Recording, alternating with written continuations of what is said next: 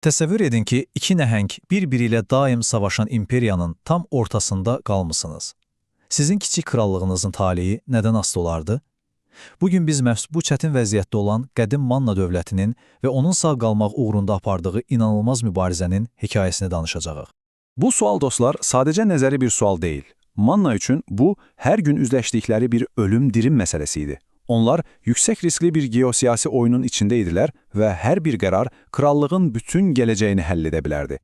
Baxın, Mannanın taleyi əsrlər boyu onun iki qüdrətli qonşusunun, Aşşur və Urartunun əlində idi. Bu vəziyyət Manna hökmdarlarını sanki bir kəndirbaz kimi daim yıxılmaq təhlükəsi altında bir tarazlıq saxlamağa məcbur edirdi. Bir səhv addım fəlakət demək idi. Yaxşı, gəlin bu hekayənin dərinliklərinə inək və Mannanın bu təhlükəli oyunda ilk addımlarını atan hökmdarlarından biri ilə tanış olaq. Hər şey eradan əvvəl 9-cu əsrdə başlayır. Artıq o dövrdə Udakki kimi ilk hökmdarlar qüdrətli Aşşurun amansız hücumları ilə üz-üzə qalırdılar. Bu, Mannanın gələcək tarixini müəyyən edəcək o daimi xarici təzyiqin hələ başlanğıcı idi. Amma bilirsiniz necədir? Dəmir təzyiq altında bərkiyir. Və bu daimi təhlükə Manna tarixində demək olar ki, əfsanəvi bir lideri ortaya çıxardı, İranzunu. İranzu taxta çıxanda Manna açığı sadəcə dağınıq bir ərazilər toplusu idi.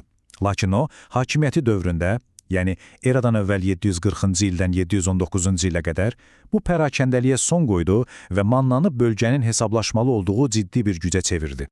Bax bu, İranzonun əsl dahiliyini göstərir. O sadəcə döyüşmürdü. O, sıfırdan bir dövlət qururdu. Hakimiyyəti bir mərkəzdə cəmlədi, canişinlik sistemi yaratdı və ən vacibi, sağ qalmaq üçün Aşşurla strateji bir ittifaq qurdu. Məhz bu, onun uğurunun sirri idi.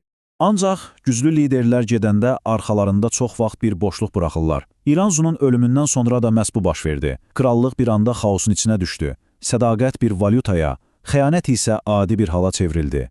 Atasının yerinə gələn oğlu Aza onun yolunu davam etdirməyə çalışdı. Yəni, Aşşurla ittifaqı qorudu. Amma atasının o böyük zəhmətlə qoruduğu sabitliyi qorumaq, deyəsən onun gücü xaricində idi. Təsəvvür edə bilirsiniz, hakimiyyətə gəlirsiniz və cəmi 2 il sonra ən dəhşətli xəyanətlə üzləşirsiniz və sizi öldürən xarici bir düşmən yox, məhz rəqib Urartunun tərəfinə keçən öz canişinləriniz olur. Dəhşətlidir. Və baxın, bu hadisə hər şeyi dəyişdi. Azidan sonra taxta çıxan ulusunu sanki siyasətdə 180 dərəcəlik bir dönüş etdi. Aşşurla bütün körpüləri yandırdı və birbaşa Urartuya sığındı. Əlbəttə ki, belə bir xəyanət cavabsız qala bilməzdi.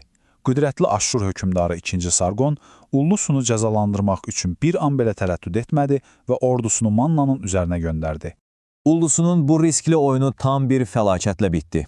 O, alçaldıcı Sirdaqqa müqaviləsini imzalamağa məcbur edildi. Yəni, bu müqavilə ilə Manna rəsmən Aşşurun bir növ vassalı oldu. Amma burada maraqlı bir detal var idi. Aşşur, bunun əvəzində Mannanın itirilmiş torpaqlarını geri qaytaracağına söz vermişdi.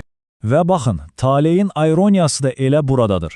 Kağız üzərində məğlub olsa da, Ullusunu Aşşurun himayəsi altında əslində daha da gücləndi.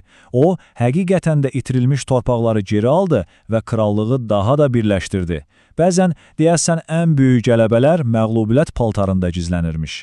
Ancaq Manna tarixində sabitlik heç vaxt uzun çəkmirdi.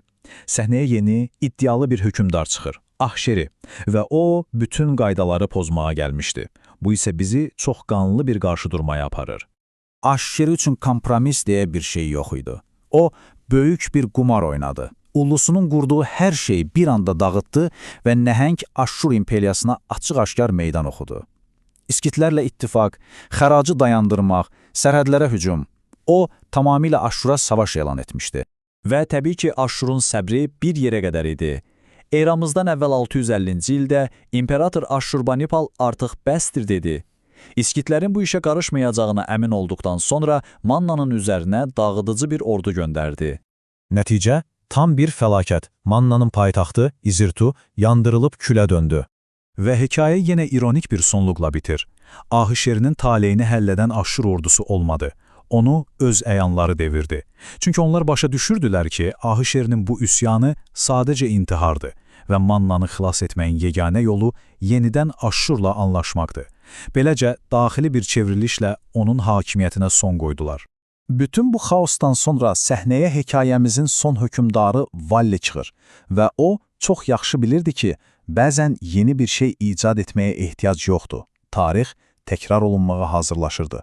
Valli heç vaxt itirmədi. Atalarının səhvlərindən dərs çıxararaq dərhal Aşşurla ittifaqı bərpa etdi. Bu sizə tanış gəlir? Bəli, eyni ilə Ullusunun da vaxtı ilə etdiyi kimi. Siyasi kəfkir yenidən əvvəlki yerinə qayıtmışdı. Bütün bu hekayə bizi bir sual qarşısında qoyur. Manna kimi nəhənglər arasında sıxışıb qalmış kiçik bir krallıq üçün ittifaq sadəcə bir seçim idi, yoxsa qaçılmaz bir zərurət? Həqiqi müstəqillik onlar üçün heç vaxt bir variant olubmu? Yoxsa bir tərəf seçmək sağ qalmağın yeganə yolu idi? Bunun üzərində düşünməyə dəyər.